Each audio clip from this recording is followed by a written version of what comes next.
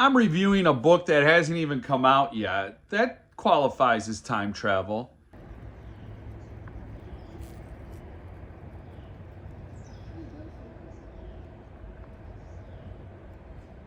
Hey friends, welcome back to the channel. I am so happy and excited for 2025 because one of my most anticipated reads is going to be published in March 18th of 2025 to be exact. I can't wait for people to read this. It's the best Fracassi book out of the 11 I've read. I honestly can't believe I haven't done a formal review for it yet, probably because I talk about it so much and tell everybody on my live streams and in conversations and in other videos maybe that it is my absolute favorite Fracassi book, that I feel like I've already done it. I've already reviewed it. I've already got the word out. But I needed to do an official review video so that it would stand. If anybody's searching Third Rule of Time Travel book review, that I can at least get my words in their ear about this title and maybe help them decide whether or not it's for them. And I honestly can't imagine a person who this book isn't for. I read an early version of it when it was still titled Observe. This is a 5-star perfect read. If you're a fan of Blake Crouch, just picture Dark Matter. Did you read Dark Matter? It's a brilliant techno thriller. It deals with parallel universes, but the characters just are archetypes, right? They just don't seem to have that depth that I want. I want to connect with the character.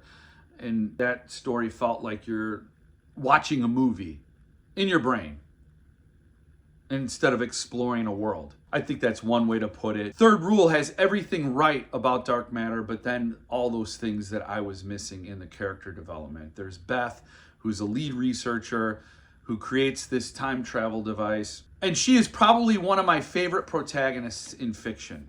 There's so much about that character that I identify with that feels very real, but yet not your typical protagonist. And that's probably why she feels very real. I think there's a lot of fiction, especially in sci-fi and horror, that tends to idolize the protagonist to make them sort of infallible or unimpeachable. And Beth certainly is not. And another book I would compare it to is 11/22/63, Stephen King's time travel novel, even though some people claim it's not a time travel novel. There are a lot of great things about that book. I think you can't fault Stephen King for character development, even though all his characters are just renamed from book to book. Stephen King characters are Stephen King characters. He puts them in a blender, gives them new names, gives them a little bit different physical descriptions, and he sends them back out every time. Philip Fracassi's not guilty of that, in my opinion. There are not too many crossover characters that I've recognized in Fracassi's work. Definitely doesn't feel like a cut and paste.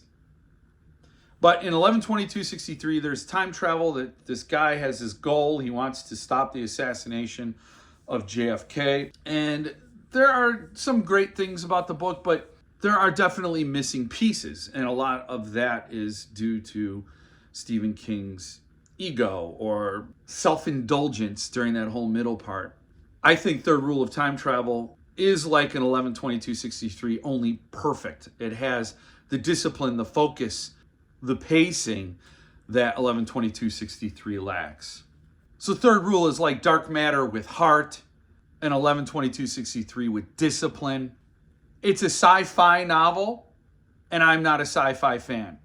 I don't normally seek out science fiction, so for me to be completely engrossed in a sci-fi novel is a credit to what Philip Fracassi can do. This is probably the first science fiction novel I've read that gave me the chills, actually creeped me out in a few scenes, and absolutely kept me engaged every step of the way. I mean, trust me, there are some complex issues, and when you do a time travel novel, it can easily get derailed and you could find a million holes in the story.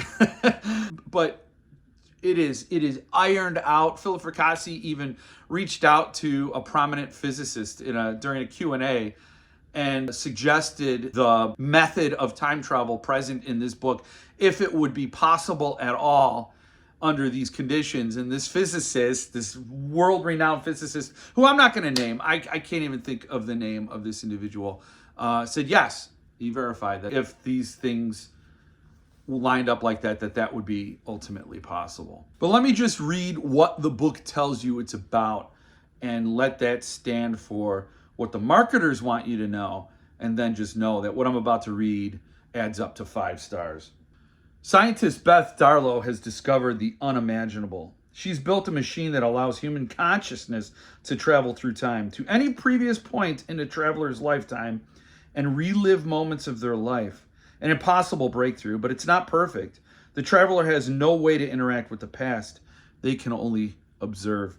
After Beth's husband, Coulson, the co-creator of the machine, dies in a tragic car accident, Beth is left to raise Isabella, their only daughter, and continue the work they started.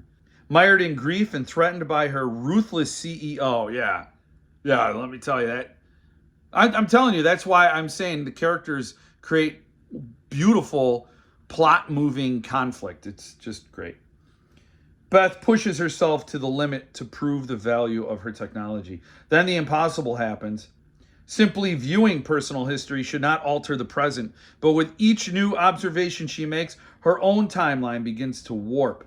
As her reality constantly shifts, Beth must solve the puzzles of her past, even if it means forsaking her future. Damn! I'm telling you, I couldn't be more excited. It'll be out in, there's no hardcover planned for it, but March 18th, it will hit the shelves. You'll be able to get it everywhere. There will also be a Fantasia Press limited edition version of this book, which will be a signed hardcover and just probably absolutely gorgeous with Francois Vaillancourt art. So I can't wait to get that as well. But I am so stoked for this book, and it's not just for me because I've read it. I have the final edit right here. I can read it anytime. But I'm excited for you, the readers out there who love this stuff. This is a really epic book. There are elements of the time travel component that are high tension, adrenaline fueled moments. This feeling that you are it's not just your memory, because that sounds like a memory. You could travel to a time of your past and you could only be there for 90 seconds. So it's like, well, I'll just sit and remember something for a minute and a half. But if you don't get back within those 90 seconds, what will happen? I mean, there are consequences to all these things that I think add to the edge of your seat, tension, suspense, and payoff. This is just a great book. It opens with this big dramatic moment. You just gotta read it. I can't wait.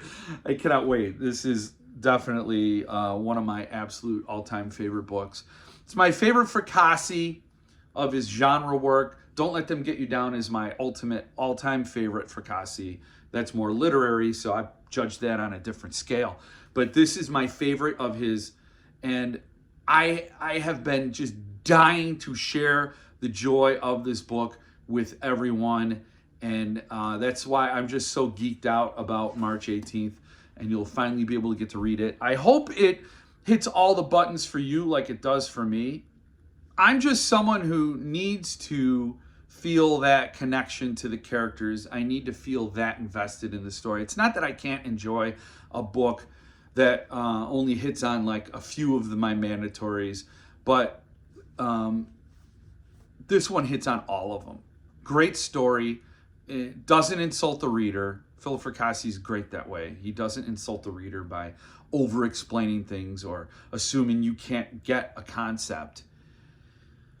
I think I'd rather read a book and kind of wonder what the concept is until maybe I can piece it out later or not. But what I can't stand is for an author to sit and over-explain every little thing. And it makes you feel spoon-fed. Like, well, then why am I here? Why don't I just watch a movie?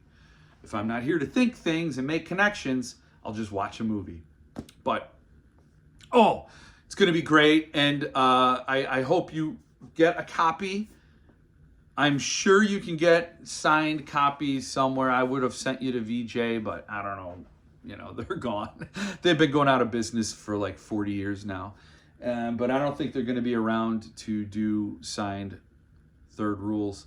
I know Underbrush in Arkansas is taking pre-orders for signed Autumn Springs Retirement Home Massacre, which is another book that is coming. That'll be out in September, and we're not here to talk about that, but that's Phil Fracassi. So maybe Underbrush has signed copies of Third Rule. I don't know. I will be happy to direct people in such a time as when that arrives, but let my official review stand at 5 magnificent stars for one of my favorite books in the last 5 years.